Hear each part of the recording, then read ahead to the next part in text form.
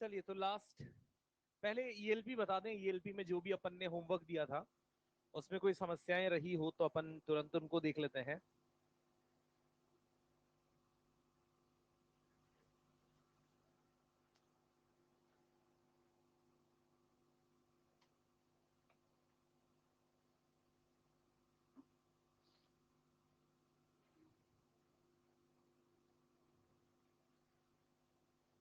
ELP 1 तो हमने कर ली थी शायद से।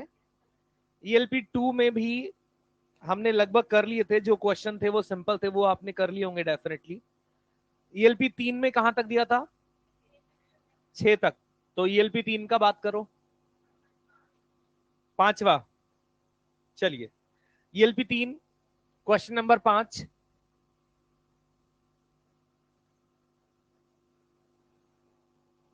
ध्यान से देख लेना, सीख लेना। ये एक साथ तुम इतने सारे ठुस के बैठे हो तो बैठ जाओ ना बेटे यार। मुझे लग रहा है उस पर तुम्हें एक दो ज्यादा बैठे हो। आगे आ जाओ, इधर आ जाओ, पीछे आ जाओ, कहीं भी आ जाओ। एक पे 4-5 बैठे हैं, वहां आ जाओ। वहीं क्यों बैठना है मेरे भाई? चलो बढ़िया है। अच्छे। चलो इधर देखो। यहां पर अपने को क्या बोला है? क्वेश्चन को गौर से समझना। क्वेश्चन कठिन नहीं है, क्वेश्चन की लैंग्वेज थोड़ी सी यूनिक या थोड़ी हल्की सी अलग है। इसमें कहा है कि एक वस्तु इस प्रकार से जमीन पर रखी गई है एम द्रव्यमान की, जिस पर एक बल एफ थीटा कोण पर लगाया जा रहा है। ऐसी स्थिति में मुझे समझ आता है कि जो बल लगाया जा रहा है इसमें आगे की ओर इसका घटक क्या है? ऊपर की ओर, नीचे की ओर एक बल कौन सा? और यहां पर एक क्या होगा बेटे? एक संपर्क बल भी होगा। इस संपर्क बल को अपन आज ढंग से डिस्कस करेंगे, है ना। मैं फिलहाल यहां पर बता रहा हूं कि हाँ, इस पर ऊपर की ओर संपर्क बल होगा। गौर से सुनना। क्वेश्चन कह रहा है कि समय के साथ, कोण वही है, बस समय के साथ इस एफ के परिमाण को बढ़ाया जा रहा है। और एफ के परिमाण को बढ़ाते बढ़ाते बढ़ाते ये क्वेश्चन चाहता है कि जमीन से उठने से ठीक पहले, जमीन से उठने का मतलब क्या है? जैसे ये ब्लॉक कोई भी चीज है, वो अपन ने यहां पर इस पर रख दी, और जब यहां पर जमीन से उठने की बात होती है तो उसका सीधा सा मतलब होता है संपर्क बल के शून्य हो जाने की अवस्था। जमीन से उठने का क्या मतलब है? कि इस ब्लॉक का धरातल के साथ संपर्क क्या हो जाए? टूट जाए। और संपर्क टूट जाने की स्थिति में हमें नॉर्मल, यानी जो एन हमने लिखा है, ये क्या हो जाएगा? 0 होता नजर आएगा। यानी कुल मिलाकर इसका सीधा सा मतलब यह है कि आपको संपर्क तोड़ना है, यानी नॉर्मल को 0 करना है। और नॉर्मल को 0 करने के लिए मुझे ये बताइए कि ऊपर लग रहे कुल बल बराबर, तो हम यहां पर कह देते हैं N plus F sine theta बराबर एम जी। और संपर्क तोड़ना है तो नॉर्मल को 0 करके एफ का मान निकाल लूंगा एम जी बटे, और संपर्क टूट गया। लगभग हम उस वस्तु को सतह से ऊपर उठा चुके हैं। उस अवस्था में आपको क्या बताना है? ब्लॉक का क्षैतिज त्वरण बताना है। आई बात समझ में? ब्लॉक पर क्षैतिज दिशा में बलों के नाम पर कौन मात्र उपलब्ध है? और इस एफ cos थीटा की वजह से क्या इसका आगे की ओर त्वरण होगा? त्वरण बराबर कुल बल बटे, कुल बल के नाम पर कौन है क्षैतिज में? एफ cos थीटा बटे, एफ का मान क्या है? तो एफ की जगह मैंने क्या लिख दिया? एम जी बटे साइन थीटा, तो कॉस बटे साइन बाय एम, ए बराबर जी कॉट थीटा। और इसकी आज हम थोड़ी और विस्तार से बातें सीखेंगे, इसलिए अगर नहीं भी समझ आया है तो घबराने की जरूरत नहीं है। तीसरा, पृथ्वी का गुरुत्वाकर्षण मौजूद है। गुरुत्वाकर्षण मौजूद है मतलब नीचे क्या लगाना है? M G. तो कितना लगा दिया?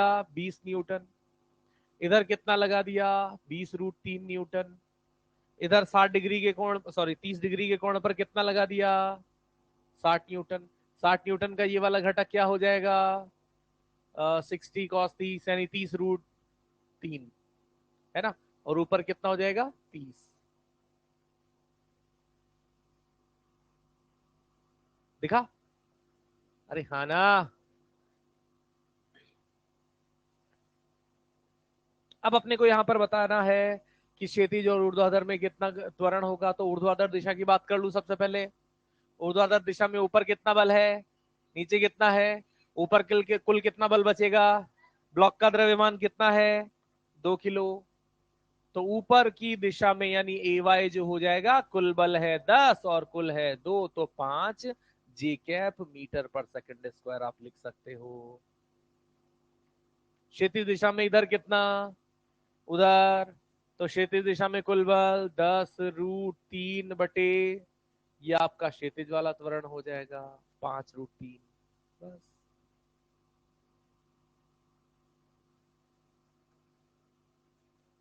इसके अलावा मैंने ELP 4 में भी दिया था कुछ।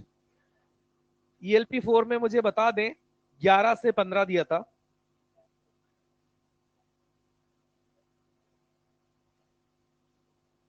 दस अभी नहीं हो पाएगा, 11 से बात कर लेते हैं। 11 से 15 बोलो।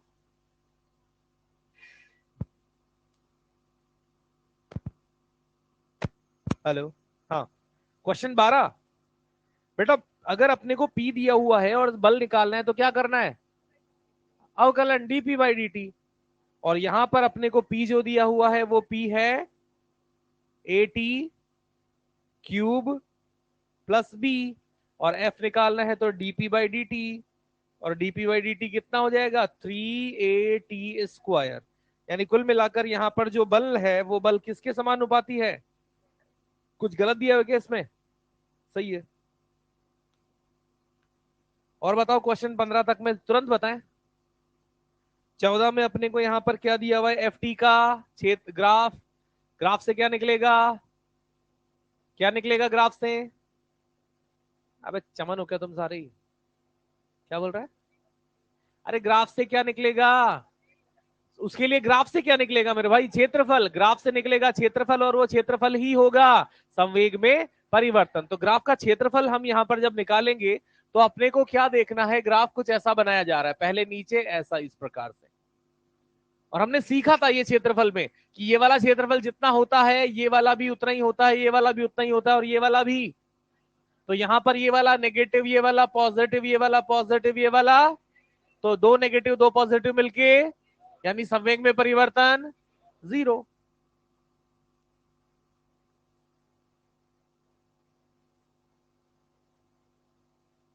और कोई है,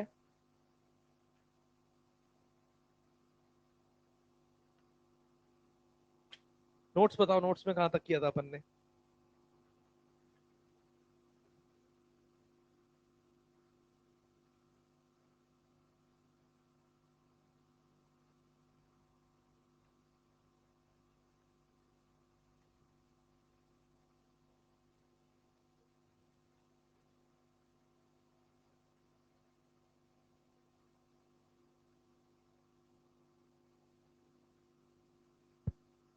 ये जो पॉइंट्स अपन ने लिखे थे ये समझ लिए थे, मैं एक बार वापस,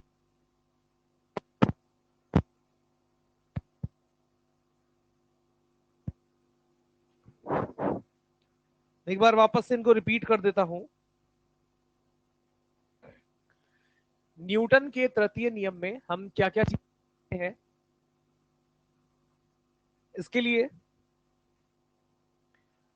सबसे जरूरी बात यहां पर यह है कि जो एक वस्तु ए है जो दूसरी वस्तु बी है, मान लो ये आकर्षण, एक दूसरे के ऊपर आकर्षण बल लगा रहे हैं, तो इस बल को हम क्या कहते हैं, FAB। क्या पढ़ते हैं इसको, FAB मतलब ए पर बल बी के कारण, और यहां ये क्या हो जाएगा FBA, बी पर बल जो कि दिशा में विपरीत होंगे और परिमाण में बराबर होंगे।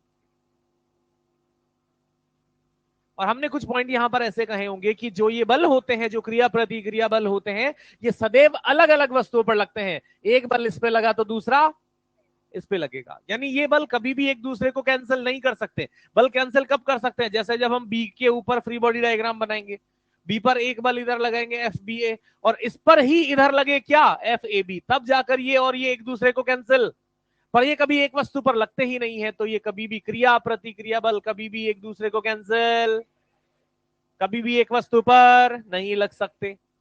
कभी भी अलग अलग प्रकृति के, अगर ये इस पर गुरुत्वीय बल है तो ये भी गुरुत्वीय बल होगा, ये अगर स्थिर विद्युतीय बल है तो ये भी स्थिर विद्युतीय बल होगा। ऐसा नहीं हो सकता इसने इस पे लगाया स्थिर विद्युतीय बल, इसने इस पे लगाया गुरुत्वीय बल।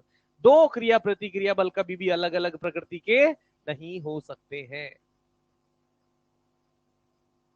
सही बात।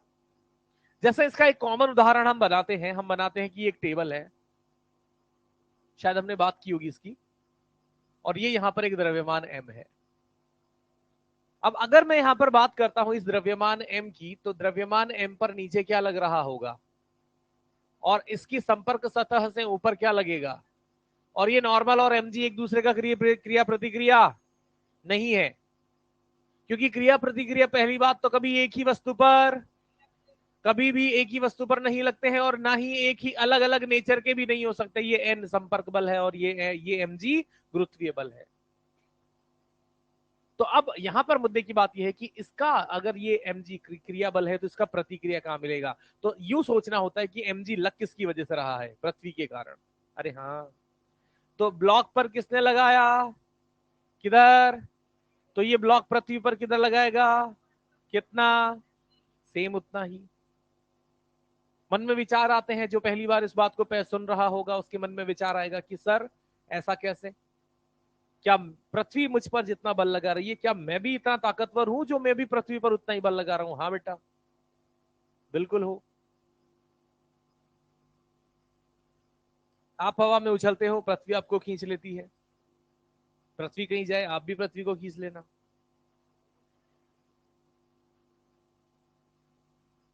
कोशिश करके देख लेना, आ जाएगी पृथ्वी, आ जाएगी पृथ्वी, बिल्कुल आ जाएगी। पर उसके लिए चलना फिर भी आपको ही पड़ेगा। 5वीं मंजिल से सोचो कि मैं पृथ्वी के तल को ऊपर खींचूंगा, जाना आपको ही पृथ्वी के पास पड़ेगा। ये फैक्ट है। इसकी वजह बहुत साधारण सी है। वजह क्या है, ध्यान से सुनना। कि ब्लॉक पर लगा, पृथ्वी पर लगा। अब इसके त्वरण की मैं बात करता हूं, ए ई लिखता हूं, ई फॉर अर्थ। तो यहां से हो जाएगा अर्थ का त्वरण बराबर एफ। एफ तो सेम है, जो यहां लगा वो यहां लगा, पर पृथ्वी का मास, तो पृथ्वी का त्वरण यहां पर। अब मैं ए एम आदमी का त्वरण निकालता हूं, बल तो सेम ही लगेगा ना, आदमी का मास पृथ्वी की तुलना में, तो त्वरण, जिसका त्वरण ज्यादा होगा वो चलता हुआ दिखेगा, जिसका त्वरण बहुत कम होगा वो चलता हुआ। तो कुल मिलाकर जब आप पृथ्वी को खींचने के लिए जाओगे तो आप ही चलते नजर आओगे, पृथ्वी चलती नजर। सही बात। पर बल बराबर ही लगता है। दिख क्यों नहीं रहा है, उसका कारण शायद आपको समझ आ गया होगा कि पृथ्वी जिसका द्रव्यमान अपनी तुलना में लाखों गुना ज्यादा है, तो त्वरण भी लाखों गुना कम होगा, और लाखों गुना कम त्वरण को हम कैसे देखेंगे, नगण्य, दिखेगा ही नहीं वो। यानी इसलिए हमेशा हमें पृथ्वी स्थिर अवस्था में नजर आती है, उसके वृहत द्रव्यमान के कारण। ठीक है मुद्दा। चलिए ओके, हाँ, तो मैं एक बात कर रहा था, मैंने कहा कि ये जो ब्लॉक है, इस ब्लॉक पर mg लगा, तो mg का प्रतिक्रिया बल कहां नजर आएगा, पृथ्वी पर। और दूसरा, इस ब्लॉक पर ये n संपर्क बल भी लग रहा था। ये संपर्क बल किसने लगाया, टेबल ने। तो टेबल पर नॉर्मल किधर लगेगा, नीचे। यानी टेबल और ब्लॉक जो संपर्क में है, ब्लॉक पर अगर क्रिया हुई तो टेबल पर प्रतिक्रिया होगी, दिशा में विपरीत, परिमाण में समान। सही है बात। यानी कुल मिलाकर हमने सबसे पहली लाइन जो कही वो बिल्कुल हमेशा सत्य है कि कोई भी बल इस प्रकृति में एकल रूप में विद्यमान नहीं हो सकता। हर बल एक युग्म के रूप में विद्यमान होता है, उसी युग्म को क्रिया प्रतिक्रिया कहा जाता है। और उस क्रिया प्रतिक्रिया के लिए दो वस्तुएं संपर्क में हो भी सकती है और संपर्क में नहीं भी हो सकती है। संपर्क होना आवश्यक मापदंड नहीं है। ठीक है मामला यहां तक का। अब हम आ जाते हैं रॉकेट प्रपल्शन। एक जो मैंने कहा था ना, हम बात कर रहे थे कुछ वाटर जेट की, फिर वाटर जेट में मैंने कहा था कि चलो मैं इसका अगला उपयोग आपको समझाऊंगा। वो अगला उपयोग यहां पर निकल कर आता है रॉकेट प्रपल्शन। इसका एक और उपयोग हम पढ़ेंगे, हम बात कर लेंगे जरूरत पड़ने पर। वो होगा कि यहां पर वेरिएबल मास सिस्टम की शायद हम बात कर रहे थे, परिवर्ती द्रव्यमानों के उपयोग या परिवर्ती द्रव्यमानों की एप्लीकेशन। परिवर्ती द्रव्यमान का क्या मतलब है कि जैसे पाइप से लगातार एक द्रव्यमान प्रवाहित होता है नियत वेग से, गुब्बारे से जब उसका उस मुंह को छोड़ दिया जाता है तो गैस बाहर निकलती है किसी वेग से और उसके कारण वो बल फील करता है, और वैसा ही सिस्टम यहाँ पर दिखेगा। और उस कन्वेयर बेल्ट होती है क्या, कि एक बेल्ट होती है जैसे अपन किसी भी रेलवे स्टेशन वगैरह पर बेल्ट होती है जिसमें लगेज चेक इन अपन करते हैं, एयरपोर्ट्स वगैरह पर बेल्ट होती है जिससे लगेज चेक इन करते हैं, इंडस्ट्रियल पर्पज में वैसे ही ट्रॉलीज लगी होती है और वो बेल्ट के साथ चलती जाती है, ट्रॉलियों में मांस भरते हैं, वो मांस को लेके ट्रॉली आगे की तरफ मूव करती जाती है, फिर आगे जाके खाली कर देगी, फिर आ जाएगा, फिर खाली कर देगी, उसे कन्वेयर बेल्ट कहते हैं। और उन सारे इन सब संदर्भों में जो बल हमें चाहिए होता है या जो बल हमें लगाना होता है उसी बल को हम किससे लिखते हैं, V D M by, clear है मैटर।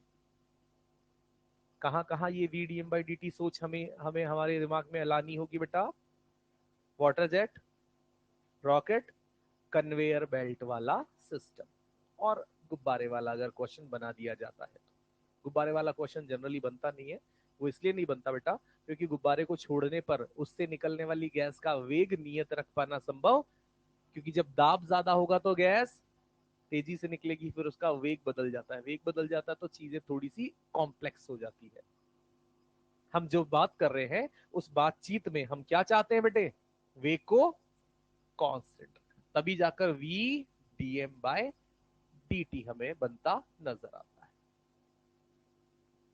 ठीक है। ओके, तो यहां पर आप रॉकेट प्रणोदक,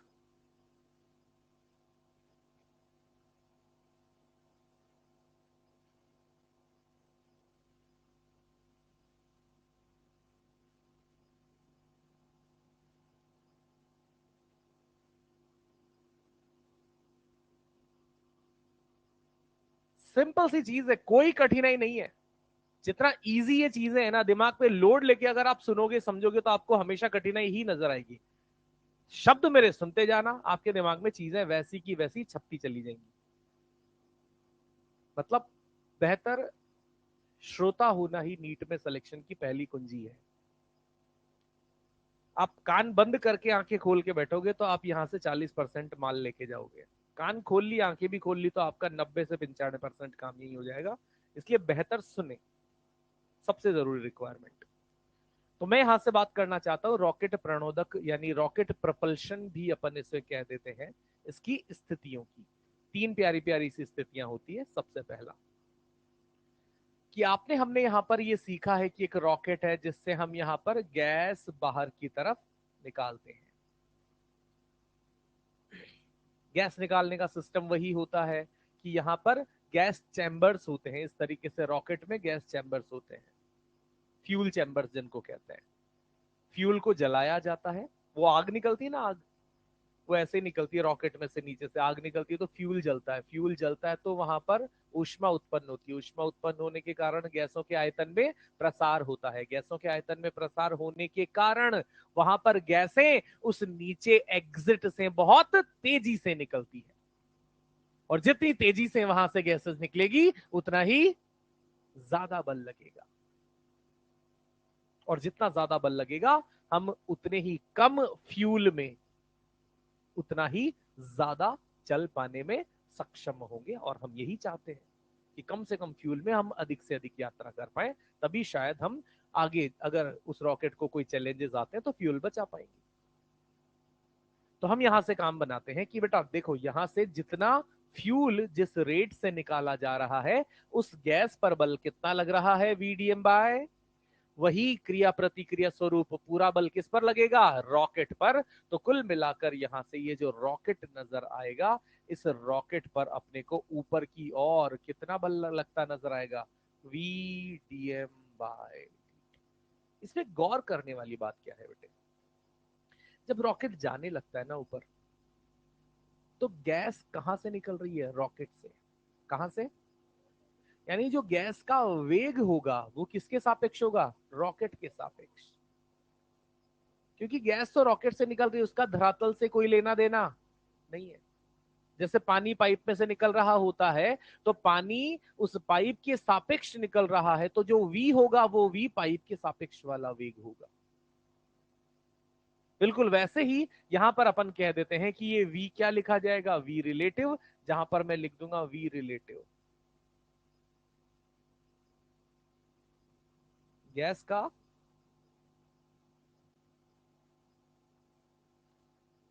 रॉकेट के सापेक्ष वेग।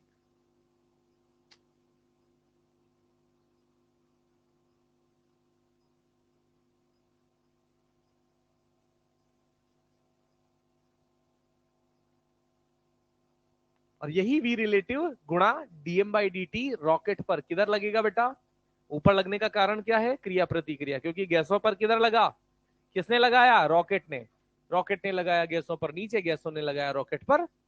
और इसके अलावा यहां नीचे क्या लगेगा, और इसके कारण रॉकेट का त्वरण किधर आ जाना चाहिए, कुल बल बराबर द्रव्यमान गुणा त्वरण। अरे हाँ, एफ नेट बराबर एम ए, कल ही तो किया था अपन ने लास्ट क्लास में, मतलब तो एफ नेट बराबर, अब एफ नेट में ऊपर क्या लिखा जाएगा, V relative D M by D T minus बराबर एम ए। कोई दुख है यहां तक, सीधा सा, कुछ भी लोचा नहीं है, सीधा सीधा रॉकेट पर मुझे कुल बल जानने हैं, V relative D M by D T तो लगा दिया गैसों के जलने के कारण, और गैसें जलेगी तभी जाकर ये काम हो पाएगा, रॉकेट ऊपर जाने में सक्षम बन पाएगा। और यहां से माइनस एम जी, क्योंकि गुरुत्वाकर्षण है तो उसको चीर के ऊपर की ओर जाना है, तो नीचे की ओर गुरुत्वाकर्षण लगाना है एम जी, और कहीं शायद अब त्वरित गति से वो चलने लगेगा, तो वही त्वरण वहां पर मास गुणा त्वरण के बराबर हो जाएगा। मतलब मैंने ये जो चीज लिखी है ये कुछ ये लिखा है, एफ नेट बराबर द्रव्यमान गुणा त्वरण। इसकी कुछ स्थितियां मैं यहां पर बना देता हूं, केसेस। यदि रॉकेट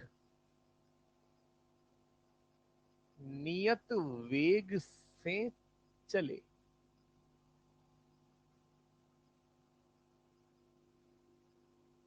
और नियत वेग से चले उसका मतलब क्या हो जाएगा कि रॉकेट पर त्वरण ए बराबर 0। अरे हाँ भैया, नीचे रॉकेट पर कौन सा बल, ऊपर रॉकेट पर कौन सा बल, अरे बोलो, V relative D M by minus minus बराबर ए 0। अरे तीन ही तो चीजें हैं चचा, V relative D M by D T, M G और एम ए। फिलहाल यहां इस स्थिति में क्या कह दिया है, वेग, वेग नियत तो त्वरण, तो त्वरण वाले हिस्से को 0 कर दिया, दो चीजें बची वो मैंने लिख दी। तीसरा यहां पर केस नंबर 2,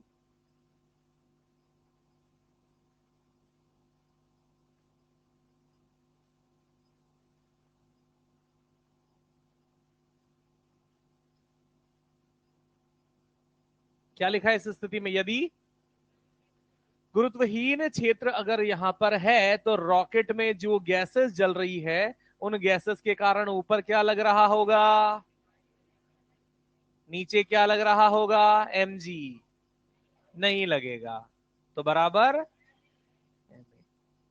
यानी सवाल जब जहां जिस स्थिति में हो उसी के अनुसार उस समीकरण को उपयोग में ले लेना है। उसने कहा गुरुत्वाकर्षण नहीं है तो नहीं है, उसने कहा त्वरण नहीं है तो नहीं है, उसने कहा अगर है दोनों स्थितियां तो हम वो पूर्ण समीकरण एक साथ उपयोग में ले लेंगे। क्लियर है मैटर, शब्द पढ़ के ही समझ आएगा स्थिति तीनों में से कौन सी है। आसान सवाल रहेंगे, यकीन मानिए, लिख ले तुरंत।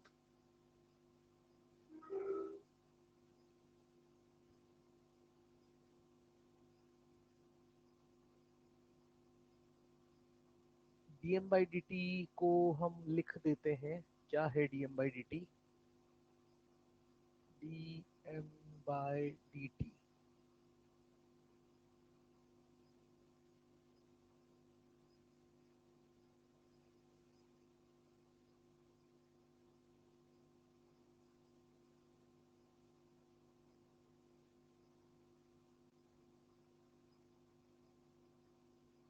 ईंधन के जलने की दर।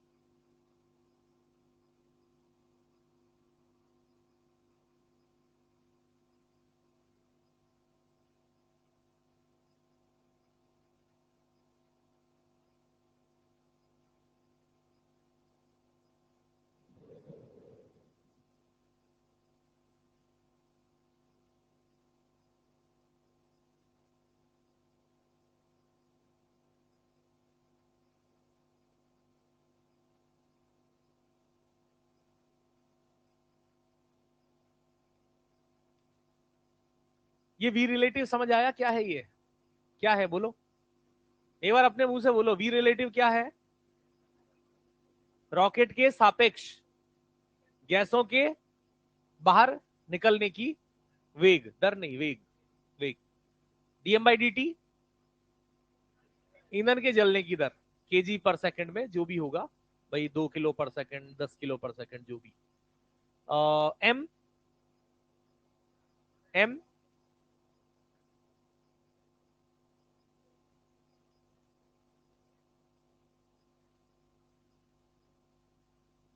एम रॉकेट का मास।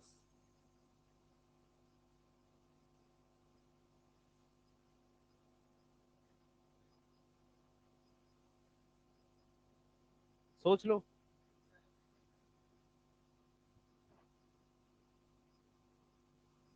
दोनों कौन?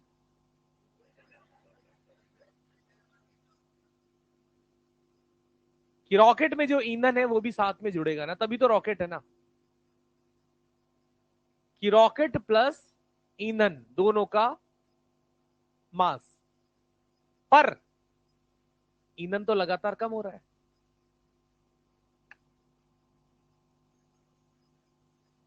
अरे ईंधन लगातार, तो ईंधन का द्रव्यमान हमेशा वो नहीं रहेगा जो शुरुआत में अपन ने भर के भेजा था। यानी समय के साथ वहां पर रॉकेट का कुल द्रव्यमान कम हो रहा होगा। तो अब बताओ एम क्या है?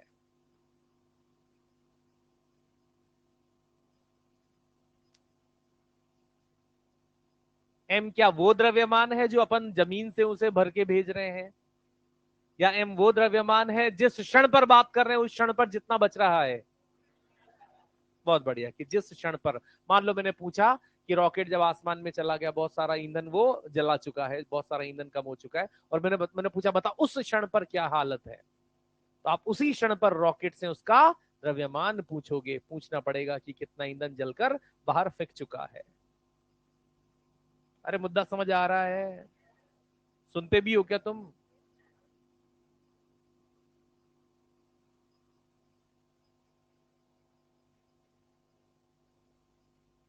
बोल बोल, थोड़ा तेज बोलेगा तो शायद मुझे भी समझ में आएगा, बाकियों को भी समझ आएगा।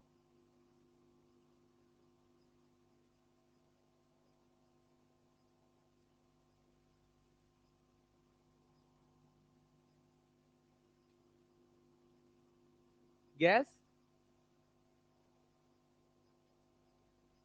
गैस पर लग रहा है बल नीचे की साइड।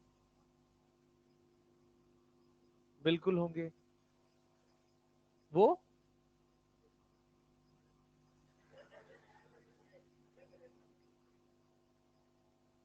चल फिर से शुरू करते हैं, और एक बार वापस से तू बोल। एक बार वापस से आराम से प्यार से जो भी तू कहना चाहता, खुल के एक एक शब्द को जितना विस्तार से कह सकता है कह, और तेरा जवाब तू खुद ही दे देगा, पूरी कहानी बढ़िया से। हाँ,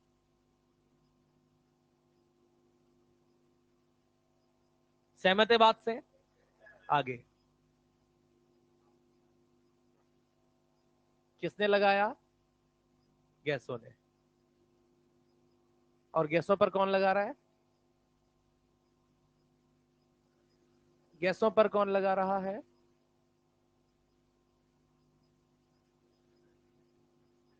हाँ, रॉकेट ही लगाएगा, क्योंकि बिना रॉकेट के गैस निकलेगी कहां से, और गैस जहां से निकलेगी वहां गैस को बाहर निकलने के लिए अंदर से बल लग। एक गुब्बारा होता है ना, जब गुब्बारे में अपन हवा भरते हैं, अब गुब्बारा अगर पीछे से फूट जाएगा तो पीछे से निकल जाएगी सारी हवा, इधर से क्यों लगेगा बल?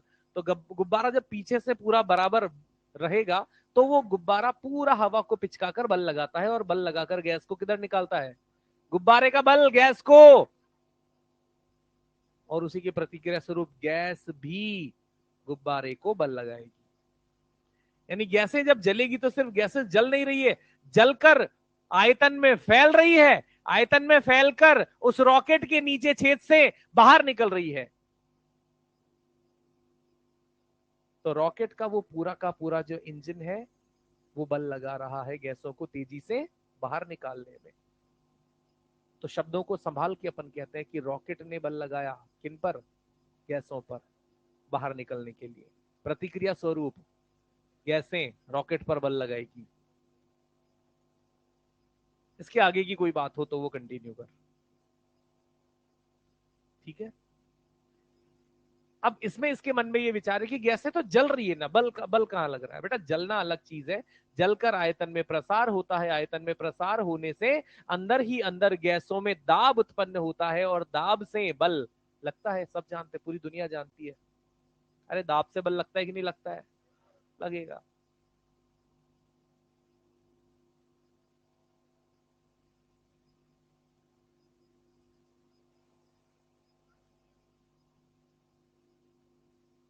लग रहे हैं ना, पर मैंने ये भी तो लिखवाया ना कि दोनों बल अलग अलग वस्तुओं पर लगते हैं। यहां एक वस्तु कौन है? गैस।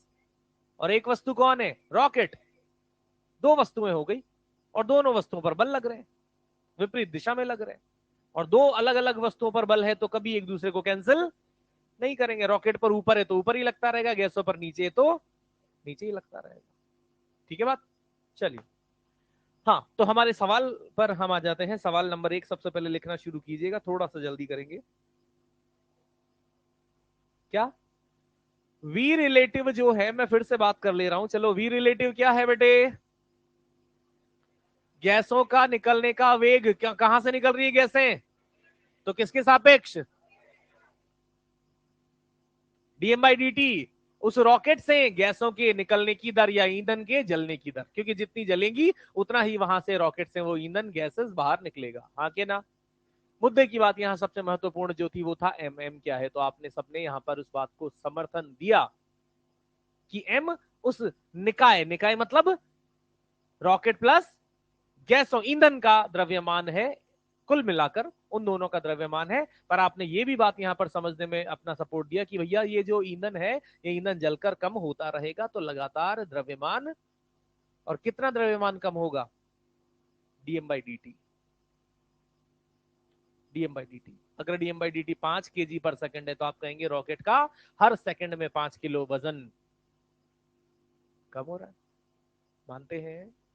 तो अंत में जो जिस क्षण पर बात होगी उस क्षण का जो शेष द्रव्यमान होगा वही शेष द्रव्यमान यहाँ एम की जगह लिखा जाएगा। आप लिख लें एम, एम के नीचे तीर वीर बना के कहीं पे भी लिख लें कि एम निकाय का, एम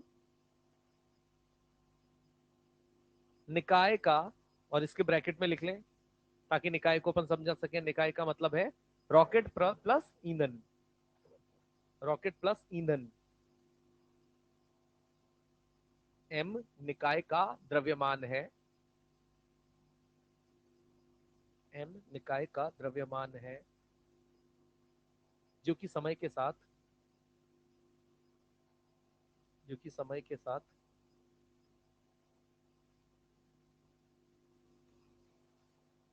घटता चला जाएगा।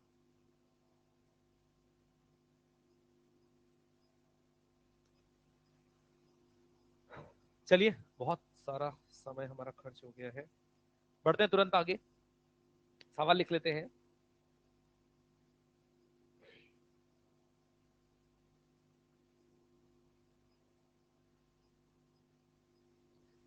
एक रॉकेट, एक 600 किलो का रॉकेट, 600 केजी का रॉकेट, एक 600 किलो का रॉकेट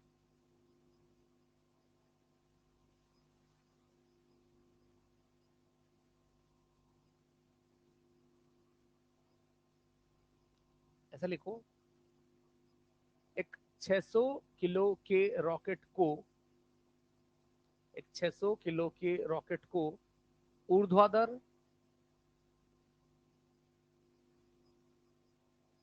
प्रक्षेपित किया जाना है, ऊर्ध्वाधर प्रक्षेपित किया जाना है।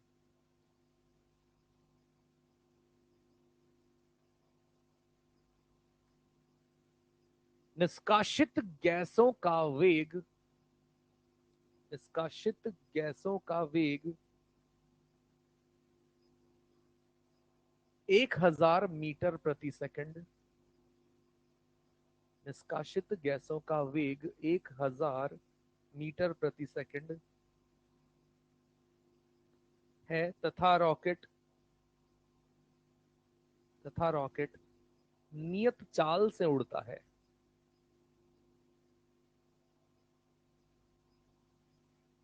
तथा रॉकेट नियत चाल से उड़ता है।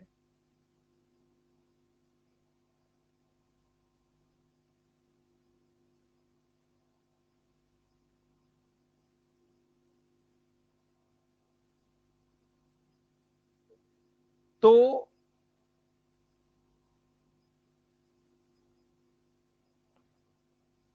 प्रति सेकंड, तो प्रति सेकंड गैसों के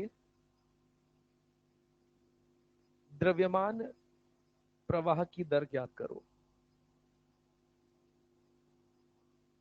तो प्रति सेकंड गैसों के द्रव्यमान प्रवाह की दर ज्ञात करो।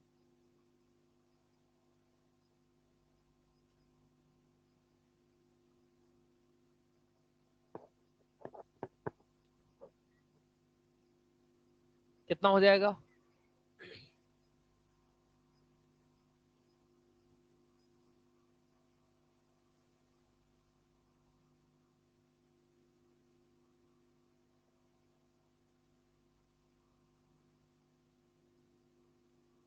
नियत वेग से उड़ाना है तो त्वरण 0 कर दिया, और त्वरण 0 कर दिया तो ये हालत आ गई। और v रिलेटिव कितना बोला है? 1000 dm/dt ज्ञात करना है।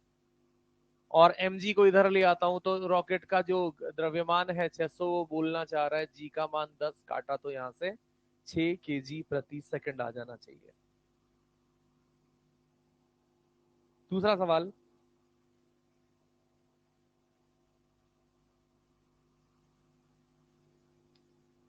दूसरा सवाल लिखो।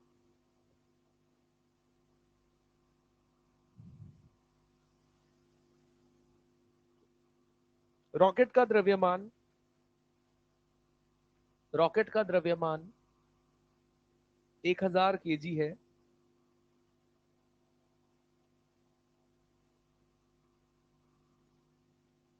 रॉकेट का द्रव्यमान 1000 kg है।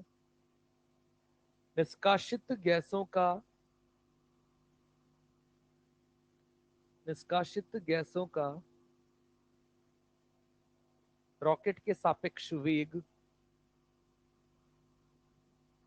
रॉकेट के सापेक्ष वेग 2 किलोमीटर प्रति सेकंड है, 2 किलोमीटर प्रति सेकंड है।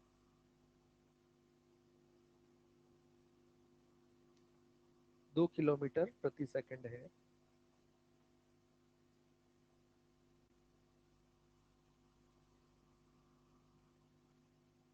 यदि रॉकेट को,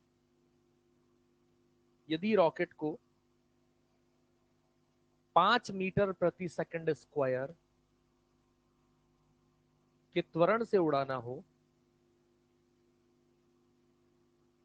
यदि रॉकेट को 5 मीटर प्रति सेकंड स्क्वायर के त्वरण से उड़ाना हो, तो गैसों के द्रव्यमान प्रवाह की दर ज्ञात करो।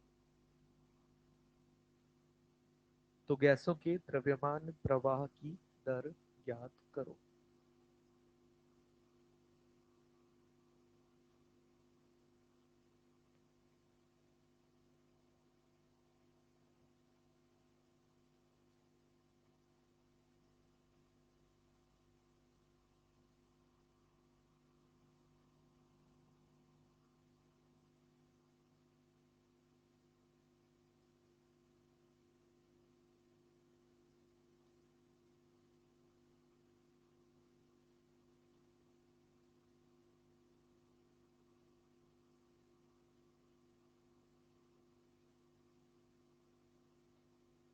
कितना?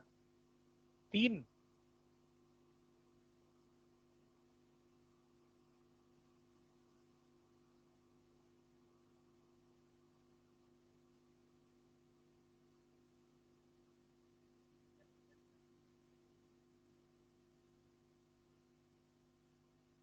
यार बेटे, ऐसा कुछ नहीं है कि आप समीकरण रख के लिख के बैठ गए। मान रखें, जो भी दिया हुआ है सवाल में पढ़े, तुरंत रखें।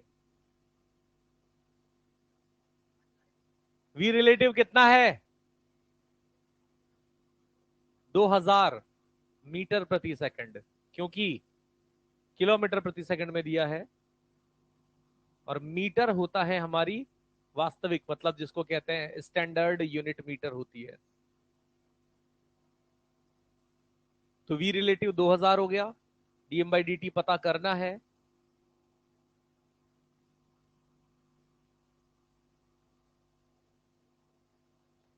तो वी रिलेटिव मैंने लिख दिया 2000, डीएम बाई डी टी मुझे पता करना है, और माइनस एम जी। एम कितना है? 1000 इंटू जी का मान 10 इज इक्वल टू 1000 इंटू त्वरण का मान 5।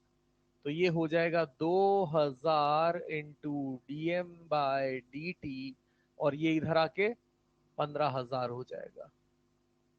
ये 2000, 30 से 30 काट देंगे, तो डीएम बाई डी टी आपके पास कितना आ जाएगा? 7.5 किलोग्राम प्रति सेकंड।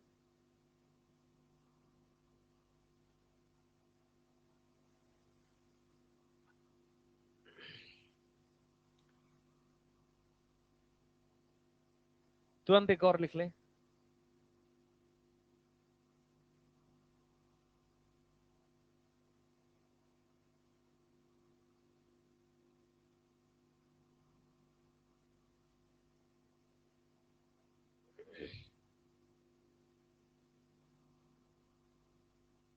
200 किलोग्राम का रॉकेट, 200 किलोग्राम का रॉकेट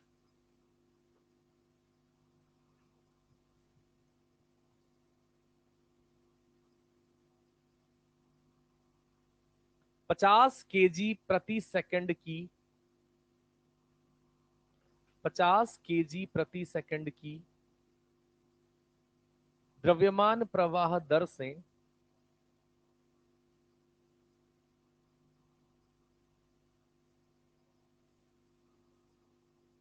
गैसें निकालता है,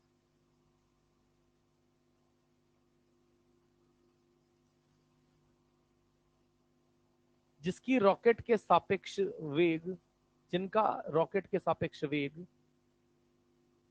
जिनका रॉकेट के सापेक्ष वेग 20 मीटर प्रति सेकंड है।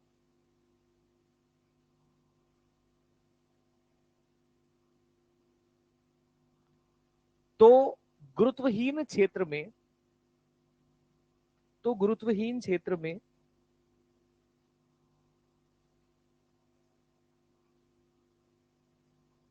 रॉकेट का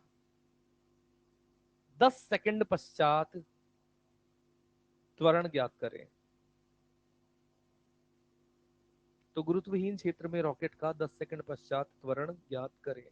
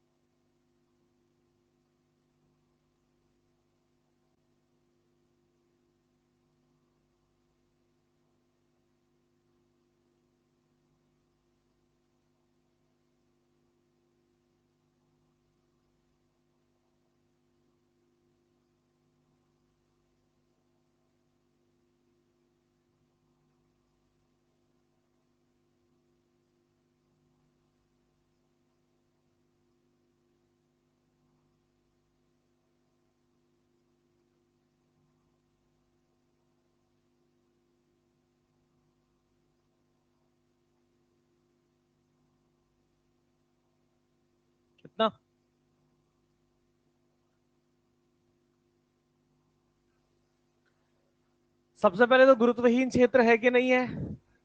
गुरुत्वहीन क्षेत्र है तो हम यहां से क्या लिख देंगे, वी रिलेटिव डीएम बाय बराबर, और वी रिलेटिव कितना दिया है, डीएम बाई डी टी, द्रव्यमान 200। यार ये 200 दिया है क्या मैंने? 2000, 2000 किलो रॉकेट का जो प्रारंभिक द्रव्यमान है वो 2000 लिखना है।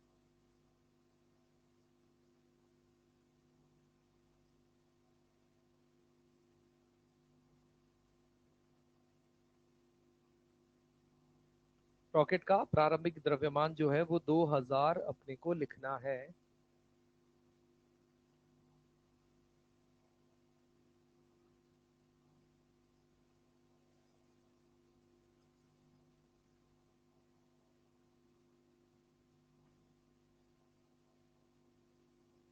कितना है आप बताओ?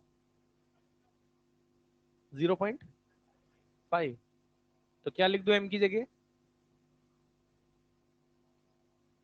त्वरण ज्ञात करना है। तो ये कितना हो गया?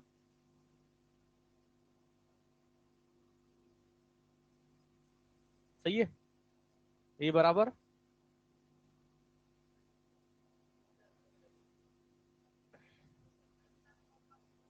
फिर तो कभी तो अकल लगाया करो। तो यहां पर अपने को साफ साफ लिखा है कि रॉकेट जो है उसका द्रव्यमान 2000 होगा, होने दो ना। पर हमसे क्या कहा है, 10 सेकंड। और अभी हम समझा कर निपटे हैं कि 10 सेकंड में जो ईंधन जल चुका है अब वो वहां पर कुल द्रव्यमान का भाग नहीं रहेगा। अब मुझे बताओ प्रति सेकंड कितना ईंधन जल रहा है? 50 kg। तो 10 सेकंड में कितना जल चुका होगा? 500 किलो। और 500 किलो जल चुका है तो 2000 में से कितना बाकी रहेगा? 1500।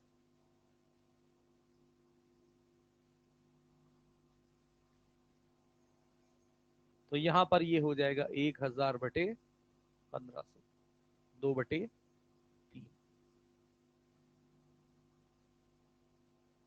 इस मुद्दे से अपन ने वो बात कही थी कि अगर कभी सवाल में ये कह दिया कि 10 सेकंड पश्चात, 20 सेकंड पश्चात, 50 सेकंड पश्चात, तो जितना ईंधन जल चुका है वो अब वहां पर एम में से हटाकर लिखना पड़ेगा।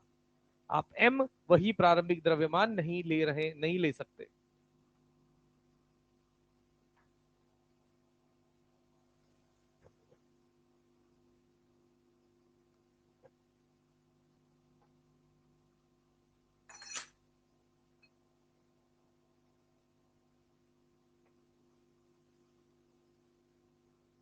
क्या बोल रहा है? रिपीट ऑलरेडी रिपीट ही था, ये एक्चुअली समझा मैं पहले दिया था, ये रिपीट ही किया था मैंने। और रिपीट सिर्फ ये किया था कि अगर यहां पर रॉकेट का द्रव्यमान 2000 किलो है, मैं 10 सेकंड बाद की बात कर रहा हूं, 10 सेकंड बाद की बात कर रहा हूं, तो अभी रॉकेट का कुल द्रव्यमान 2000 नहीं रहेगा। क्यों नहीं रहेगा? क्योंकि जो गैसेस जल चुकी है वो उस रॉकेट को छोड़कर बाहर निकल चुकी है। और प्रति सेकंड ऐसा कितनी गैसों ने किया? 50 किलो की गैस में। और 50 किलो प्रति सेकंड अगर वहां पर ईंधन जलकर बाहर निकल चुका है तो 10 सेकंड पश्चात आप और हम जानना चाहते हैं तो 10 सेकंड में कुल कितनी गैसेस निकल चुकी है? शुरुआत रॉकेट ने कितने द्रव्यमान से की थी? 500 निकल चुकी, तो बचा कितना? तो वही 1500 मैंने वहां पर लिखा है। सही है मैटर? अरे हाँ भैया। चलिए, तो ये लिख लो सबसे पहले कि कुछ फोर्सेस के साथ अब अपन यहां पर मैकेनिक्स में आगे बढ़ेंगे।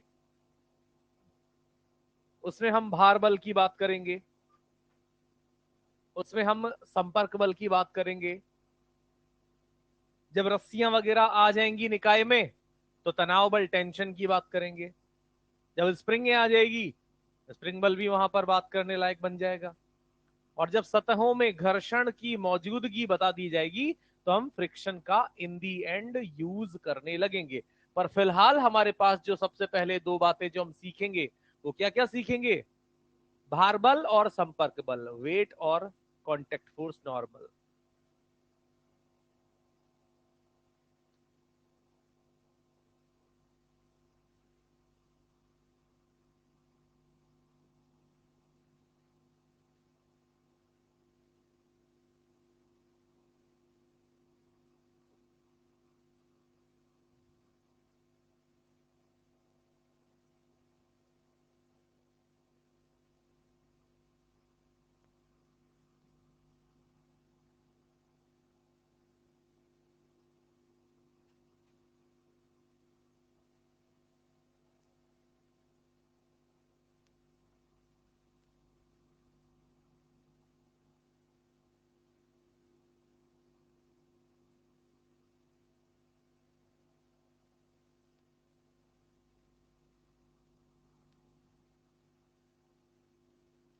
चलो फटाफट से आगे बढ़ते हैं। देख लिया?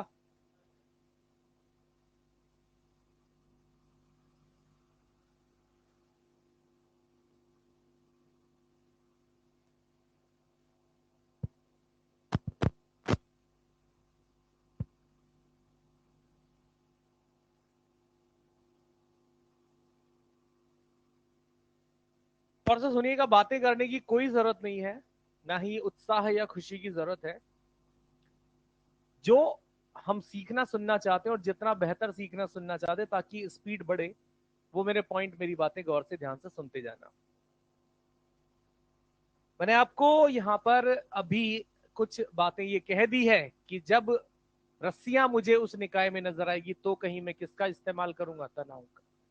स्प्रिंगें नजर आएगी तो, और सतह अगर खुरदरी दी जाएगी तो, उसके अलावा सामान्य रूप से मुझे किन दो बलों का सामना करना पड़ेगा? नॉर्मल का और वेट, भार बल का। सामान्यतया नॉर्मल या संपर्क बल अपन उसे कह दें तो संपर्क बल जो कांटेक्ट फोर्स जो हमारा होता है वो संपर्क बल, संपर्क प्रतिक्रिया भी हम उसे कह सकते हैं। तो संपर्क प्रतिक्रिया जो रहती है उस संपर्क प्रतिक्रिया की मौजूदगी वहां ही होगी जहां संपर्क सतहें होगी। कौन होगी? बिना संपर्क सतह के मौजूदगी के संपर्क बल, जहां संपर्क सतह है वहां संपर्क बल जरूर लगेगा। उसमें भी जो अपवाद है उनकी हम बात कर लेंगे। तो हम यहां पर कुल मिलाकर अब एफबीडी बनाना सीखना चाहते हैं। गौर से देखते जाइएगा। ये हमने यहां पर कहा कि ये M1 वस्तु है, इसके साथ यहां पर ये हमने M2 वस्तु दिखा दी, ये नीचे धरातल दिखा दिया, ये इस प्रकार से इस पर एक बल F1 लगा दिया और इस प्रकार से इस पर एक बल F2 लगा दिया। और अब हम यहां पर एफबीडी जब बनाते, 2 3 4 कितने भी हो सकते हैं, फिलहाल सिंपल रखूं इसीलिए हमने यहां से कहा एफबीडी ऑफ M1। यानी कुल मिलाकर मतलब हमारा होता है कि अब हम फ्री बॉडी डायग्राम यानी एकल जो भी वस्तु है सिर्फ उस पर लग रहे सभी बलों को निरूपित करने का प्रयास करने जो जा रहे हैं उसमें हमने M1 को चुना है और M1 मैंने यहां पर कुछ इस तरीके से दिखा दिया। इस M1 पर जो हमारा प्रोसेस रहेगा, टेक्निक रहेगी, सबसे पहले अगर कोई डायरेक्ट जो बाहर से अपन लगाते ना धक्का वक्का, पुश और पुल, अगर कोई लग रहा है तो सबसे पहले उसी को निरूपित कर दिया जाना होता है। तो इस M1 पर सीधा सा एक बाह्य बल जो लग रहा है वो कौन है? F1 है। इस पर इधर से F2 लग रहा है क्या? लग रहा है या नहीं लग रहा है? नहीं लग रहा है? नहीं बनाना है? चलो नहीं बनाते। F1 अपन ने लगा दिया। F1 जो बाह्य बल लग रहा है, अब उसके बाद सेकंड नंबर पर आएगा भार बल, वेट। कौन आएगा? भार बल, वेट। इस M1 पर पृथ्वी किधर खींच रही है इसे? नीचे की ओर। तो कितना लगा दे नीचे? M1 जी।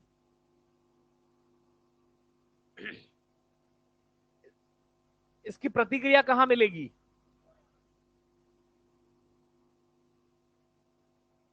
संपर्क सतह पर। यह है संपर्क सतह, अरे दिख रही है। और यहां पर इस संपर्क सतह जो मैं येलो कलर से दिखा रहा हूं, इस संपर्क सतह से ऊपर की ओर क्या लगा दूंगा? नॉर्मल।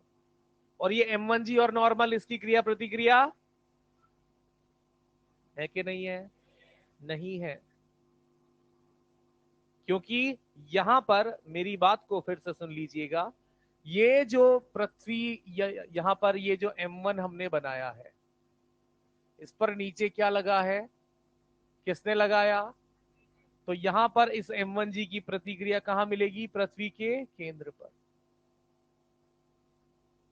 और यहां से हम सीखेंगे कि जो नॉर्मल जो क्रिया प्रतिक्रिया, भले हमने ऑलरेडी कहा भी है कि क्रिया प्रतिक्रिया अलग अलग वस्तुओं पर लगते हैं, जिसने जिस पर क्रिया लगाई वो दूसरी बॉडी उस पर प्रतिक्रिया स्वरूप समान परिमाण का बल लगाएगी। यानी अगर कोई बल गुरुत्वीय प्रकृति का है तो उसकी प्रतिक्रिया भी गुरुत्वीय प्रकृति की होगी। दूसरा जो नॉर्मल यहां पर हम दिखाना चाह रहे हैं, ये नॉर्मल किसके कारण लगा है? संपर्क बल के कारण। और संपर्क बल के कारण जो नॉर्मल लगता है वो कैसे लगता है, गौर से सुनना। सबसे पहले तो मैं वापस से इस नॉर्मल को यहां से हटा देता हूं ताकि चीजें एक एक करके हमारे लिए क्लियर रहे। मैंने कहा सबसे पहले कौन सा बल लगाएंगे, उसके बाद हम क्या लगाएंगे? भार बल mg। तो M1 पर जो भी भार बल है लग चुका है। अब तीसरा यानी जो बल हमारे पास है वो है संपर्क बल नॉर्मल।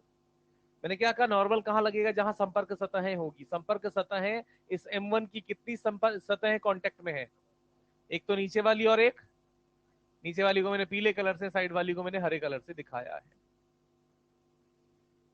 संपर्क बल नॉर्मल रिएक्शन कैसे काम करता है, इस बात को गौर से सुन लेना बेटा। इस बात को सुनने समझने के लिए मैं यहां पर अलग से एक वापस से आपका एक ब्लॉक M1 दिखाता हूं और एक ब्लॉक यहां पर M2 दिखाता हूं।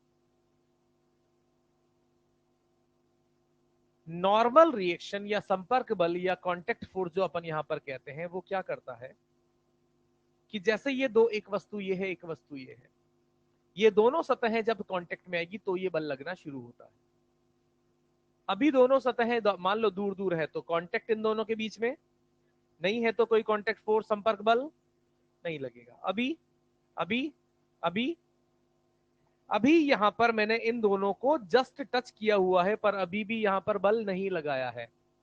बल कब लगेगा? जब मैं इन दोनों को दबा दूंगा।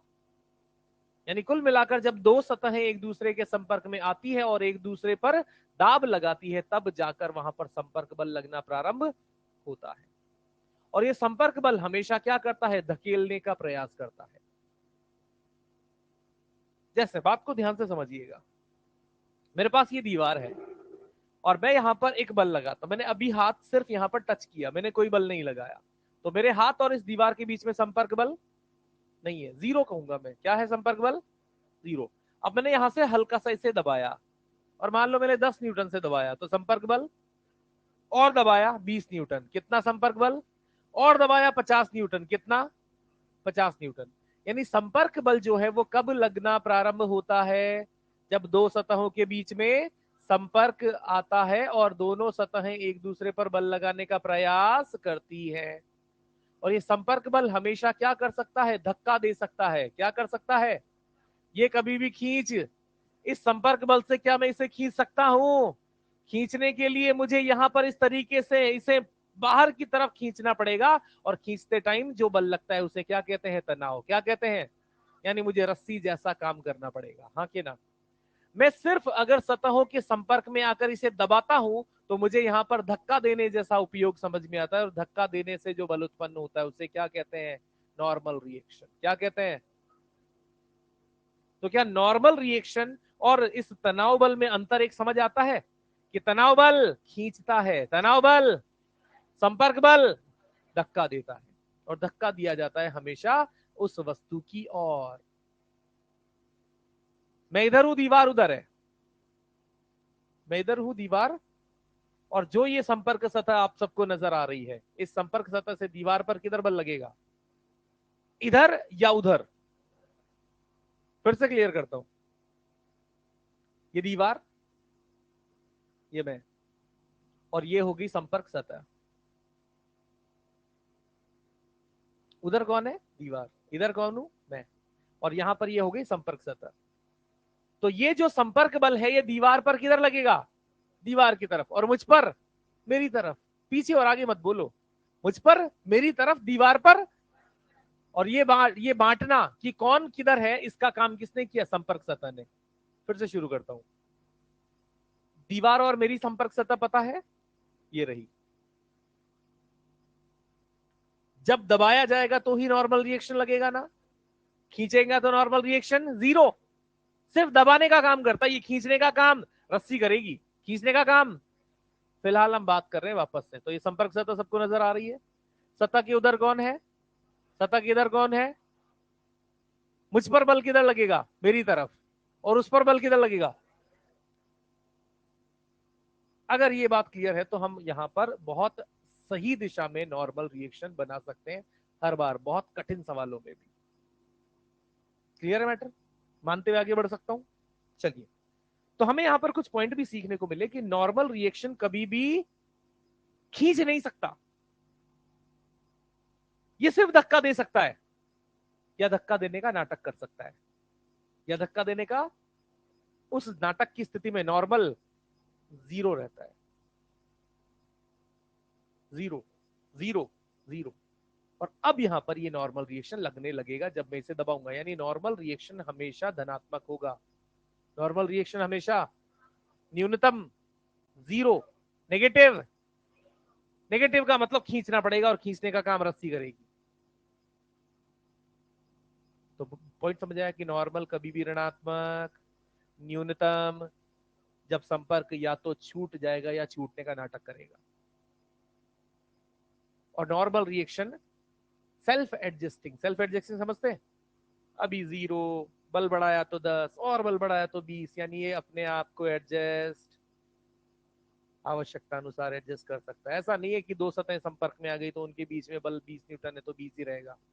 मैं अगर यहां से और जोर से धक्का देने लगूंगा तो वही संपर्क सतह, वही दो वस्तुएं बल बढ़ा देंगी। अरे हाँ, यानी संपर्क बल, contact force self adjusting nature का होता है, और हमेशा संपर्क सतह से लंबवत ही मुझ पर लगेगा, लंबवत ही उस दूसरी वस्तु पर लगेगा, यानी संपर्क सतहों के लंबवत लगता है ये वाला बल। ठीक है बेटा, चलिए, तो यहां से आ जाते हैं वापस से अपन इस मुद्दे पर। गौर से मेरी इन्हीं बातों को ध्यान से सीखिएगा। सबसे पहले इस नीचे जो मैंने पीली सतह की है, इस पीली सतह पर हाथ रखो। इस पीली सतह पर अगर आप हाथ रखोगे तो आपको मिलेगा कि ये हाथ पे रखी गई सतह पे ऊपर तो एक वस्तु, एक ब्लॉक है, और नीचे धरातल है, और दोनों वस्तुएं संपर्क में है तो नॉर्मल लगेगा। नॉर्मल अब इस वस्तु पर किधर लगेगा, इस वस्तु पर लगेगा वस्तु की ओर। वस्तु किधर है, इस सतह से ऊपर की नीचे, तो बल किधर लगेगा, तो मैं यहां पर ऊपर की ओर बल बना दूंगा जिसका नाम लिख दूंगा N1। इसकी प्रतिक्रिया कहां लगेगी, नीचे, मतलब नीचे ब्लॉक पे, यहां धरातल पे, कहां, धरातल पे। और क्या धरातल का फ्री बॉडी डायग्राम बना रहा हूं या वस्तु का, तो मुझे नीचे N1 लगाना है कि नहीं लगाना, नहीं लगाना। अरे हाँ ना, क्योंकि इसकी प्रतिक्रिया जमीन पर लगेगी, और जमीन का फ्री बॉडी डायग्राम मैं बना रहा हूं। फ्री बॉडी डायग्राम किसका, तो मैं M1 पर लगने वाले बलों की बात करना चाहता हूं, ना कि जमीन पर लगने वाले बलों की। तो कोई ये मत सोचना कि N1 की प्रतिक्रिया कहां है, पर वो फिलहाल इस चित्र में इस बॉडी पर थोड़ी ना लगेगी, वो तो दूसरी बॉडी पर लगेगी, और दूसरी बॉडी का फ्री बॉडी डायग्राम हम नहीं बना रहे हैं। द क्लियर है।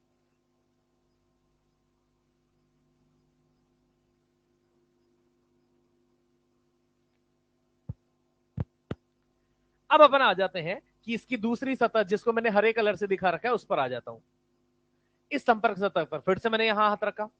ये संपर्क सतह किस किसके बीच में है, M1 और M1 और, अब जहां पर ये हाथ रखा हुआ है वहां से मेरा मेरा इंटरेस्ट कौन सी वस्तु है, वो वाली। तो ये संपर्क सतह से वस्तु की ओर बल लगेगा, हाँ के ना, वस्तु की ओर, यानी ये बल जाएगा इधर। इसका नाम दे देता हूं N2। तो दो संपर्क सतह है, दो बल, एक बाह्य बल F1, एक गुरुत्वीय बल M1G, इसके अलावा कोई बल नहीं। दूसरी वस्तु पर आ जाते हैं। सबसे पहले, सबसे पहले, अरे राजा, F2। इसके बाद नीचे M2G। संपर्क सतहें कितनी, दो में से एक सतह में पीली वाली बना देता हूं। हाथ रख देता हूं, संपर्क बल हमेशा लगेगा वस्तु की, संपर्क सतह से वस्तु की, कौन सी वस्तु की बात हो रही है, और M2 वस्तु इस सतह से ऊपर है कि नीचे है, तो यहां से किधर कितना, N2 नहीं यार, N2 उधर दूसरा अपन ने बना दिया, नया नाम देंगे N3, क्योंकि ये M2 और धरातल के बीच का नया कोई बल है। अब इसके बाद ये वाली सतह, कौन कौन सा ब्लॉक, उनके बीच की सतह की बात हो रही है, हरी वाली सतह की बात कर रहे हैं ना, ये रही हरी वाली सतह। इस संपर्क सतह से वस्तु कौन सी है फिलहाल जिसपे अपना इंटरेस्ट है, M2 ना, तो वस्तु की ओर मतलब इधर, N4 नहीं N2, क्योंकि दोनों सतहें एक क्रिया है, तो क्रिया जो है वो परिमाण में जितनी थी वही इसी सतह पर कर रहे थे, तो ये उस उधर और ये इस पे लगा इधर, तो ये वाला भी N2 से ही लिखा जाएगा, N4 लिखने की जरूरत, क्योंकि क्रिया प्रतिक्रिया अगर मुझे मिल रही है एक ब्लॉक की दूसरे पर, तो वो परिमाण में बराबर होगी, दिशा में विपरीत होगी। N1 की प्रतिक्रिया क्यों नहीं मिली थी, क्योंकि वो धरातल पर थी और धरातल का फ्री बॉडी डायग्राम मैंने नहीं बनाया। N3 की नहीं मिल रही थी क्योंकि वो धरातल के साथ संपर्क में, धरातल का फ्री बॉडी डायग्राम मैंने नहीं बनाया, पर M1 M2 दोनों का तो बना रहा हूं ना, उन दोनों की क्रिया और प्रतिक्रिया तो एक की M1 पर और एक की M2 पर मिलेगी ना, वो मिली है, इसीलिए ये कुल मिलाकर यहाँ पर है। इसमें सबसे इंपॉर्टेंट मैं यहाँ पर जिस बात को कहना चाहता हूँ वो ये है बेटे कि हमें नॉर्मल की दिशा बहुत सही से बनानी है, हल्के में ना लेना। आपको लग रहा होगा ये तो बहुत आसान था, आसान नहीं है, नॉर्मल की दिशा अगर उल्टी पुल्टी हो गई ना तो गड़बड़ हो जाएगी। सबसे बेस्ट नहीं पता लगे किन दो सतहों के बीच में बल लगाना है, वहां एक तरीके से अपना हाथ इमेजिन कर लें, जिस वस्तु की बात हो रही है झांक लें, जैसे यहाँ पर दोनों सतहें हरे कलर से दिखा दी, यहाँ हाथ रख दी,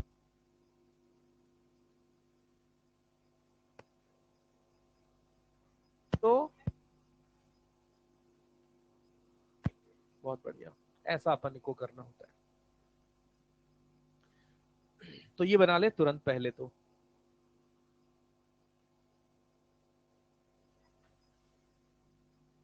भैया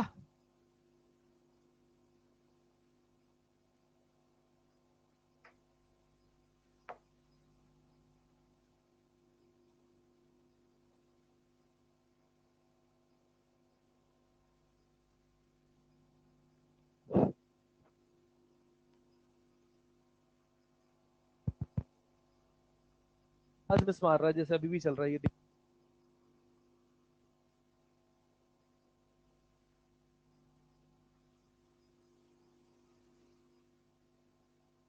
लेना अभी 15 मिनट है, अभी मत, नई मशीन या जो भी है।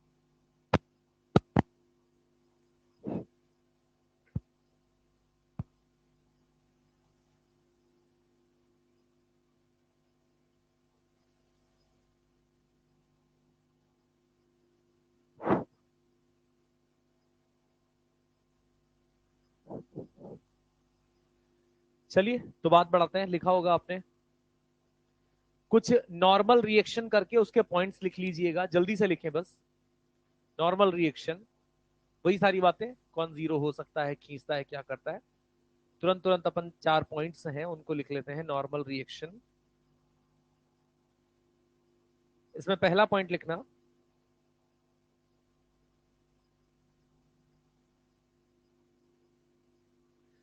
यह विद्युत चुंबकीय प्रकृति का होता है,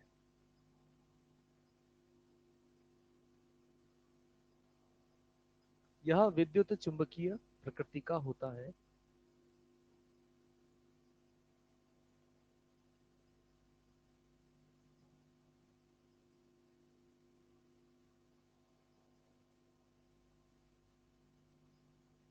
जो सदैव वस्तु को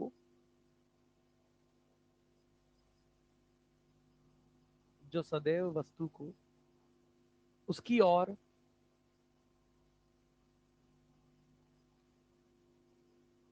धक्का देता है।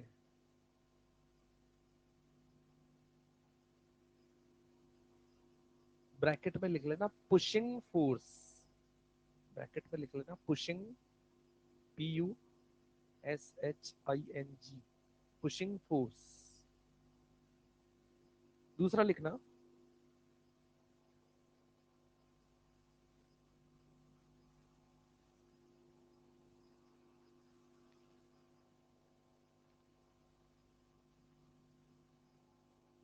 यह सदैव क्रिया प्रतिक्रिया, यह सदैव क्रिया प्रतिक्रिया युग्म में लगता है।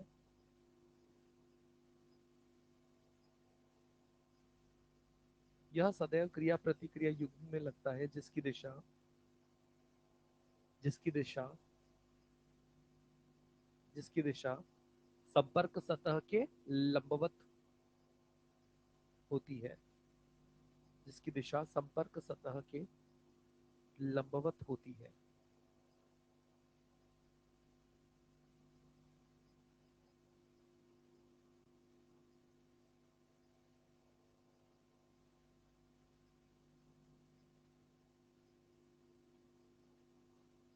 यह कभी वस्तु को खींच नहीं सकता,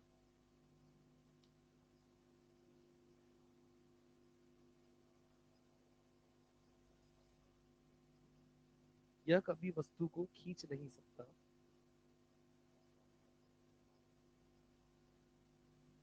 सेल्फ एडजस्टिंग को हिंदी में क्या बोलेंगे?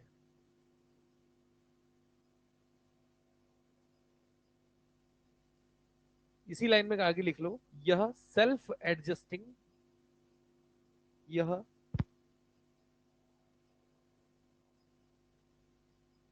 सेल्फ एडजस्टिंग, ब्रैकेट में क्या बोल रहे हो आप? स्वतः समायोजित।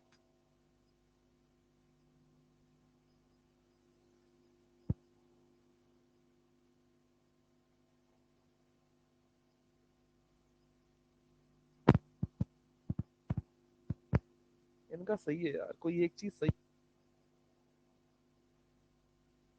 निपटा दिया।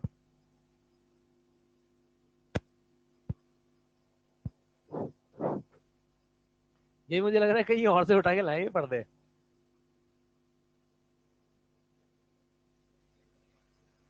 हाँ? कोई आसपास बड़ा सलून बंद हुआ है जिसके उठा के चलो हमें दे दो। काली शक्तियां।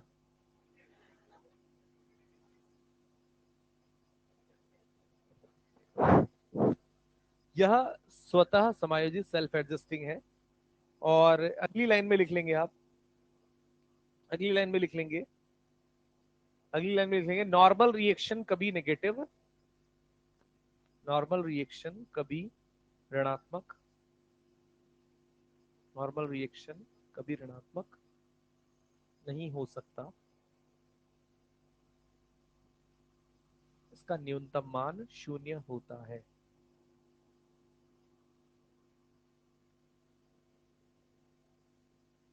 इसका न्यूनतम मान 0 होता है।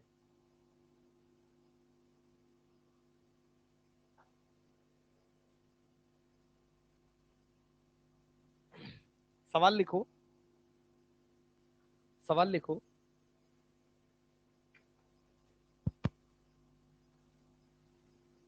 सवाल लिखो। निम्न स्थितियों में, निम्न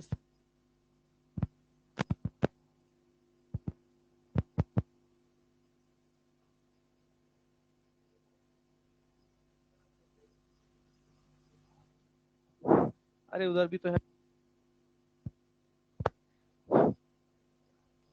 निम्न संपर्क प्रतिक्रिया बल,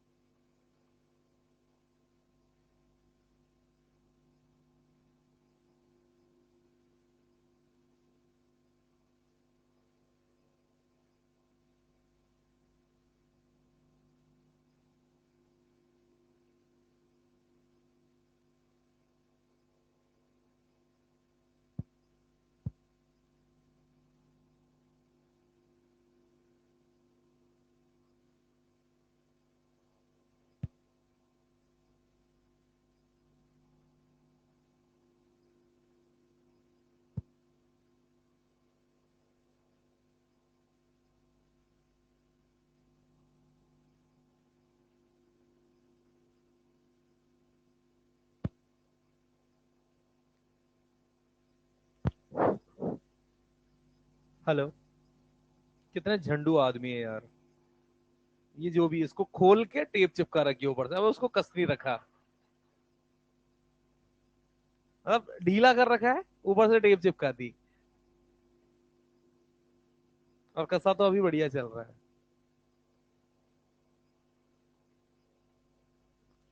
मैं हमसे हमेशा इनसे एक सवाल पूछता हूँ, तुम कौन से स्कूल में गए थे ऐसे? तो मैं ऐसा कौन पढ़ाया था कि यार ये सारी चीजें ऐसे उल्टी करनी है तुम्हें?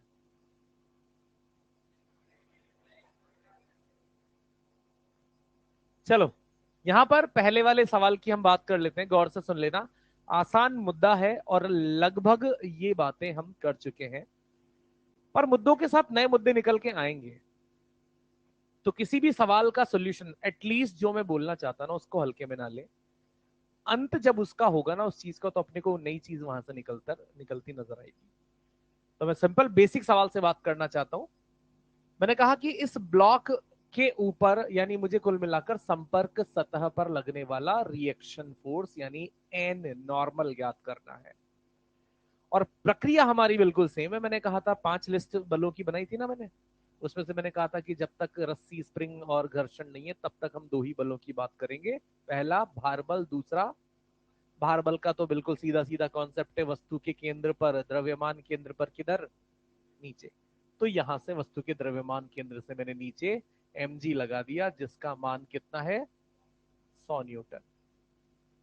फिर मैंने कहा संपर्क। तो ढूंढते हैं हम बिल्कुल सामान्य काम की, कहां कहां संपर्क है, और जहां संपर्क है वहां मैंने सतह ऐसे पीली कलर से दिखा दी। फिर मैंने कहा अगर नहीं समझ आता है डायरेक्शन किधर, तो हाथ रख देते हैं संपर्क सतह पे। किस वस्तु की बात हो रही है? 10 किलो की या जमीन की? तो मेरे हाथ से 10 किलो की सतह।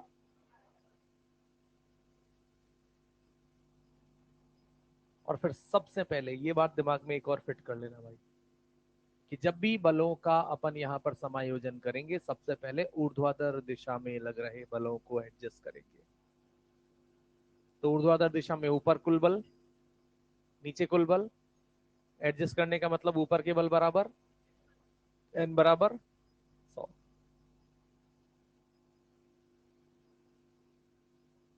एन बराबर 100 का क्या मतलब है? एन बराबर 100 का मतलब है संपर्क बल यहाँ पर 100 न्यूटन है। संपर्क बल 100 न्यूटन है का मतलब यहाँ पर है कि निश्चित रूप से दोनों सतहों में संपर्क है। दोनों सतहों में संपर्क है का मतलब यह है कि ये ब्लॉक फिलहाल जमीन से ऊपर नहीं जाएगा। नहीं समझे? अरे संपर्क बल है, संपर्क बल है मतलब संपर्क है, यानी ये ब्लॉक जमीन पर है और जमीन पर ही रखा रहेगा। ये है कुल मिलाकर नतीजा। मैं तुरंत आगे बढ़ता हूं, दूसरे वाले पर आ जाता हूं, इस पर। तो सबसे पहले तो हम इस वस्तु पर, मैं इसी में फ्रीवर्ड डायग्राम बना दे रहा हूं, ज्यादा परेशान नहीं होना। तो सबसे पहले नीचे क्या लग रहा है? mg बराबर 100। एक बाह्य बल इधर नीचे की तरफ कितना लग रहा है? और संपर्क सतह है, संपर्क सतह से वस्तु किधर है? ऊपर। तो ऊपर की ओर क्या लगा दूंगा? ऊपर की ओर जितने भी तीर हैं कौन कौन है? एक ही है। नीचे की ओर जितने भी तीर हैं कौन कौन है? 2, एक तो ये और एक ये। तो नीचे की ओर वाले तीर यानी 100 प्लस बराबर, इस पे बात करता हूं। सबसे पहले नीचे क्या लग रहा है? mg बराबर 100 न्यूटन। इसके अलावा संपर्क सतह से वस्तु की ओर नॉर्मल। ऊपर के तीर कौन कौन तीर ऊपर नजर आ रहे हैं? कौन कौन? n प्लस बराबर नीचे के तीर, यानी n बराबर। यहां से 2 बातें सीखने को मिली है कि नॉर्मल जो है वो एक सेल्फ एडजस्टिंग फोर्स है। ब्लॉक वही है, 10 किलो का ही। जहां जरूरत पड़ी वहां 100 लग गया, जहां और ऊपर से दाब लगा 150 लग गया, जहां ऊपर थोड़ा सा किसी ने मदद कर दी, तो नॉर्मल की जरूरत 50 न्यूटन की थी तो 50 न्यूटन लग गया। तो आवश्यकता अनुसार ये बल अपने आप के परिमाण में परिवर्तन कर सकता है। इसी को कहते हैं सेल्फ एडजस्टिंग। देख रहे हो ना, वस्तु वही है, बस आवश्यकता अनुसार वो बल अपने आप को बदल सकता है। और हर जगह अपने को नॉर्मल कितना मिल रहा है? पॉजिटिव। कितना कैसा मिल रहा है? पॉजिटिव। पॉजिटिव मतलब संपर्क है, संपर्क है यानी वस्तु सतह के साथ, ग्राउंड के साथ कनेक्टेड रहेगी। यहां पर बात कर लेते हैं। दो संपर्क सतह है, एक ये वाली। सबसे पहले ऊपर वाली की बात कर लूं तो ऊपर वाली का फ्री बॉडी डायग्राम बना लेता हूं मैं, यहां पर लिख लेता हूं ऐसा। और यहां संपर्क सतह से नीचे क्या पहले तो नीचे क्या लगा दूंगा, M1G यानी 20 न्यूटन, और संपर्क सतह से ऊपर नॉर्मल कितना है माना मैंने N1, और N1 बराबर 20। फिर आ जाते हैं अपन बीते 10 केजी वाले पे। 10 केजी वाले की संपर्क सतह कितनी है, अरे N1 10 केजी के पास एक ऊपर वाली संपर्क सतह, ये ऊपर वाली सतह से वस्तु की ओर नीचे कितना N1, हाँ के ना भाई, इन दोनों के बीच में जो बल लग रहा है उसी का नाम तो, अब ये N1 इस ऊपर वाली पर ऊपर लगेगा और नीचे वाली पर, इसीलिए नीचे लगा दिया। नीचे यहां पर एक और क्या लगेगा, M2G जो कितना है 100 न्यूटन, और इस नीचे वाली संपर्क सतह से ऊपर की ओर क्या लगेगा, फिर से ऊपर और नीचे वाले फोर्सेस को बैलेंस करेंगे तो ऊपर कौन नीचे कौन, N1 और 100, N1 का मान 20 तो कितना आ जाएगा 120। तो कुल मिलाकर ध्यान से सुन लेना, अंत 1 मिनट में मैं यहां से कहता हूं कि जब जब अपने को 2 3 4 10 कितनी भी वस्तुएं दी हुई हो, ऊपर नीचे से कोई एक्स्ट्रा बल नहीं लग रहा हो, एक्स्ट्रा मतलब जैसे यहां मैंने 50 न्यूटन ऊपर से लगा दिया, यहां 50 से खींच लिया, ऐसा कुछ भी नहीं। 4 5 10 ईंटें रखी हुई है मात्र, 10 50 200 कितनी ईंटें रखी हुई है, और बाहर से अपन ने कुछ ऐसे कुछ भी नहीं कर रखा। तो वहां पर उन सारी ईंटों की सतहों के बीच में फोर्स लगेगा कि नहीं लगेगा, पहली और दूसरी ईंट के बीच में, दूसरी और तीसरी ईंट के बीच में, तीसरी और जमीन के बीच में। तो उनके लिए सिंपल सा काम होता है कि उस सतह से ऊपर जितनी भी ईंटें रखी है उनका भार गुणा जी। तो मैंने यहां पे रखा हाथ, जहां हाथ रखा है उस संपर्क सतह पर लगने वाले बल को किस नाम से जान रहा हूं, N1 से। किससे, इस मेरे हाथ के ऊपर कितना मास नजर आ रहा है, M1 गुणा जी। यहां कितना नजर आ रहा है, M2 या M1 plus M2, M1 plus M2 गुणा जी। और यहां कितना नजर आ रहा है,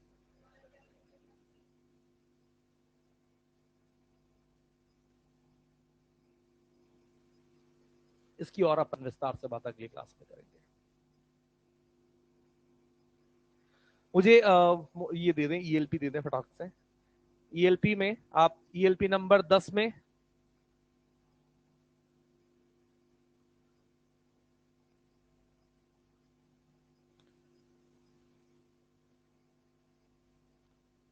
ELP नंबर 10 में क्वेश्चन नंबर 5 से 10 तक कर ले। ELP 10 क्वेश्चन नंबर 5 से 10।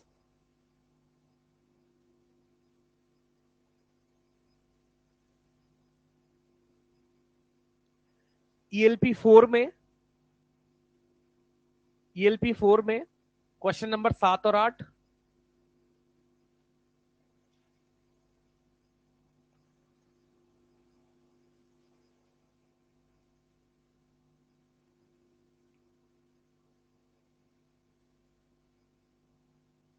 ELP 3 में,